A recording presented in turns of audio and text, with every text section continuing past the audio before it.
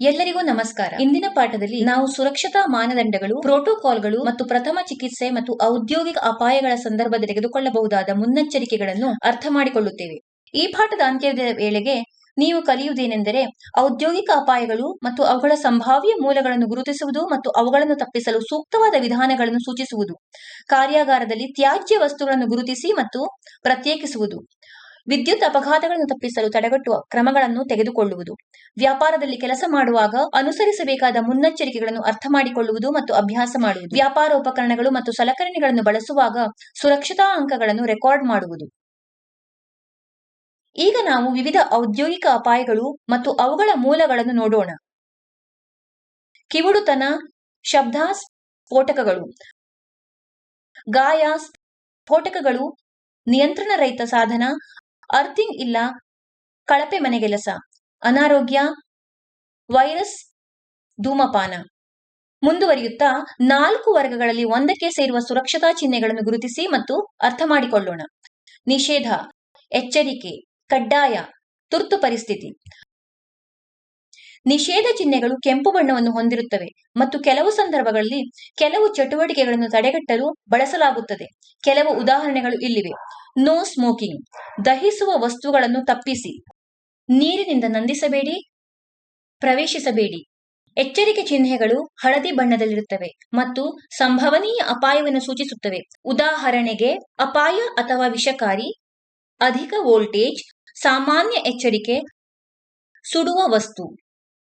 ಕಡ್ಡಾಯ ಚಿಹ್ನೆಗಳು ನೀಲಿ ಬಣ್ಣವನ್ನು ಹೊಂದಿರುತ್ತವೆ ಮತ್ತು ಸುರಕ್ಷಿತವಾಗಿರಲು ಒಬ್ಬರು ಏನು ಮಾಡಬೇಕು ಎಂಬುದನ್ನು ಸೂಚಿಸುತ್ತವೆ. ಉದಾಹರಣೆಗೆ, ಸುರಕ್ಷತಾ ಕೈಗವಸುಗಳನ್ನು ಧರಿಸಿ, ಸುರಕ್ಷತೆ ಗೂಗಲನ್ನು ಧರಿಸಿ, ಸುರಕ್ಷತಾ ಹೆಲ್ಮೆಟ್ ಧರಿಸಿ, ಇಯರ್ ಮಾಫ್ ಧರಿಸಿ.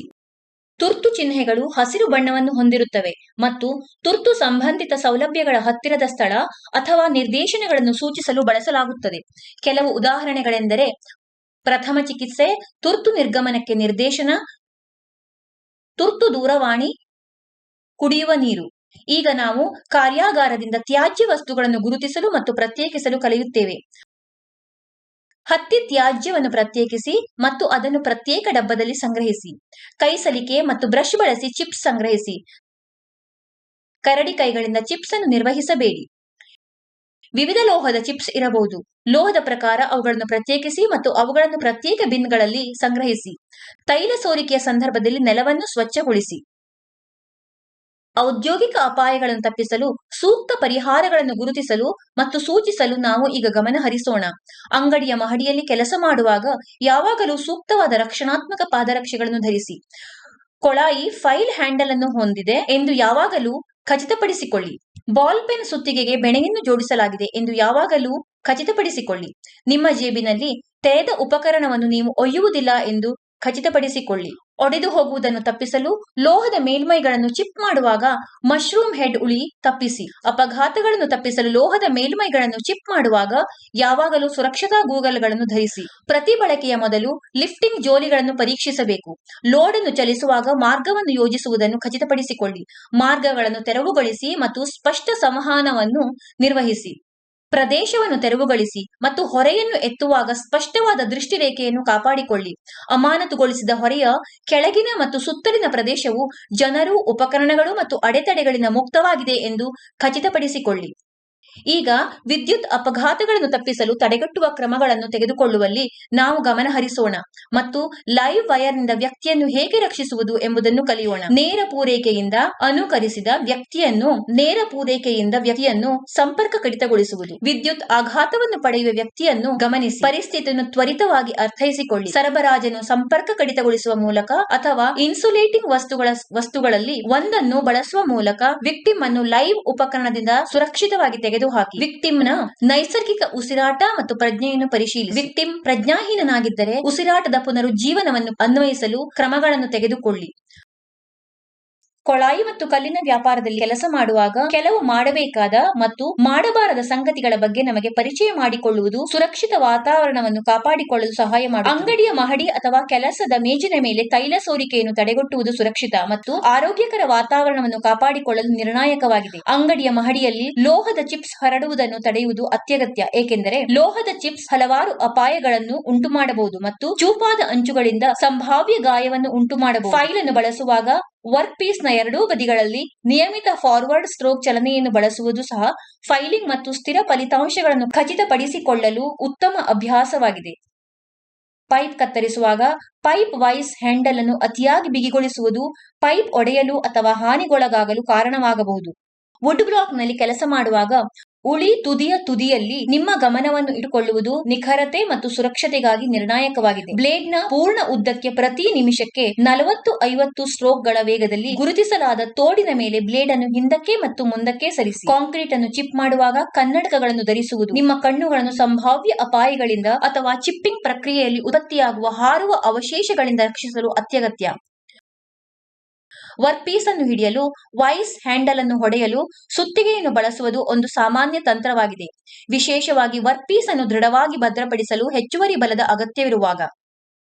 ಗ್ರೈಂಡಿಂಗ್ ಚಕ್ರದ ಬದಿಯಲ್ಲಿ ಫ್ಲಾಟ್ ಉಳಿ ರುಬ್ಬುವುದು, ಇದನ್ನು ಸೈಡ್ ಗ್ರೈಂಡಿಂಗ್ ಎಂದೂ ಕರೆಯುತ್ತಾರೆ, ಉಳಿ ಕತ್ತರಿಸುವ ಅಂಚನ್ನು ತೀಕ್ಷ್ಣಗೊಳಿಸಲು ಬಳಸುವ ಸಾಮಾನ್ಯ ತಂತ್ರವಾಗಿದೆ. ಸಿಮೆಂಟ್ ಗಾರೆ ಮಿಶ್ರಣ ನೀರನ್ನು ಸಿದ್ಧಪಡಿಸುವುದು, ಮಾಡುವುದು ಮತ್ತು ಮಾಡಬಾರದು. ನಾವು ಮುಂದುವರಿಯುತ್ತಿರುವಾಗ ವ್ಯಾಪಾರದ ಮೂಲ ಉಪಕರಣಗಳು ಮತ್ತು ಸಲಕರಣೆಗಳನ್ನು ಬಳಸುವಾಗ ನಾವು ಕೆಲವು ಸುರಕ್ಷತಾ ಅಂಶಗಳನ್ನು ದಾಖಲಿಸೋಣ. ಕೆಲವು ಆಡಳಿತಗಾರರು ಚೂಪಾದ ಅಂಚುಗಳನ್ನು ಹೊಂದಿರಬಹುದು. ಆಕಸ್ಮಿಕ ಕಡಿತ ಅಥವಾ ಗಾಯಗಳನ್ನು ತಡೆಗಟ್ಟಲು ಅವುಗಳನ್ನು ಎಚ್ಚರಿಕೆಯಿಂದ ನಿರ್ವಹಿಸಿ. ಫ್ಲಾಟ್ ಫೈಲ್ ಹಾರುವ ಲೋಹದ ಚಿಪ್ಸ್ ಮತ್ತು ಧೂಳಿನಿಂದ ನಿಮ್ಮ ಕಣ್ಣುಗಳನ್ನು ರಕ್ಷಿಸಲು ಯಾವಾಗಲೂ ಸುರಕ್ಷತಾ ಕನ್ನಡಕವನ್ನು ಧರಿಸಿ. ನಿಮ್ಮ ಕೈಗಳನ್ನು ಕಡಿತ ಮತ್ತು ಸವೆತಗಳಿಂದ ರಕ್ಷಿಸಲು ಕೈಗವಸುಗಳನ್ನು ಧರಿಸುವುದನ್ನು ಪರಿಗಣಿಸಿ, ವಿಶೇಷವಾಗಿ ಒರಟು ಅಥವಾ ಚೂಪಾದ ವಸ್ತುಗಳನ್ನು ಸಲ್ಲಿಸುವಾಗ. ಮುಳ್ಳು ಪಂಚ್ ಹಾರುವ ಅವಶೇಷಗಳು ಅಥವಾ ಲೋಹದ ಚೂರುಗಳಿಂದ ನಿಮ್ಮ ಕಣ್ಣುಗಳನ್ನು ರಕ್ಷಿಸಲು ಸುರಕ್ಷತಾ ಕನ್ನಡಕ ಅಥವಾ ಕನ್ನಡಕಗಳಂತಹ ಸೂಕ್ತವಾದ PPE ಅನ್ನು ಯಾವಾಗಲೂ ಧರಿಸಿ. ಉಳಿ ಬಳಕೆಗೆ ಮೊದಲು ಅದರ ಕಾರ್ಯಕ್ಷಮತೆ ಅಥವಾ ಸುರಕ್ಷತೆಯ ಮೇಲೆ ಪರಿಣಾಮ ಬೀರುವ ಯಾವುದೇ ಹಾನಿ ಅಥವಾ ದೋಷಗಳಿಗಾಗಿ ಉಳಿ ಪರೀಕ್ಷಿಸಿ. ಡ್ರಿಲ್ ಬಿಟ್ ಹಾರುವ ಅವಶೇಷಗಳು ಮತ್ತು ಧೂಳಿನಿಂದ ನಿಮ್ಮ ಕಣ್ಣುಗಳನ್ನು ರಕ್ಷಿಸಲು ಯಾವಾಗಲೂ ಸುರಕ್ಷತಾ ಕನ್ನಡಕವನ್ನು ಧರಿಸಿ. ಕೈಗವಸುಗಳು ನಿಮ್ಮ ಕೈಗಳನ್ನು ಕಡಿತ ಮತ್ತು ಸವೆತಗಳಿಂದ ರಕ್ಷಿಸಬಹುದು, ವಿಶೇಷವಾಗಿ ಗಟ್ಟಿಯಾದ ಅಥವಾ ಒರಟಾದ ವಸ್ತುಗಳನ್ನು ಕೊರೆಯುವಾಗ.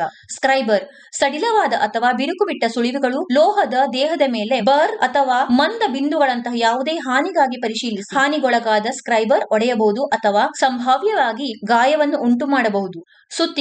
ಸುತ್ತಿಗೆಯ ತಲೆಯೊಂದಿಗೆ ಆಕಸ್ಮಿಕ ಸಂಪರ್ಕವನ್ನು ತಪ್ಪಿಸಲು ನಿಮ್ಮ ಕೈಗಳನ್ನು ಹೊಡೆಯುವ ವಲಯದಿಂದ ದೂರ ಇರಿಸಿ.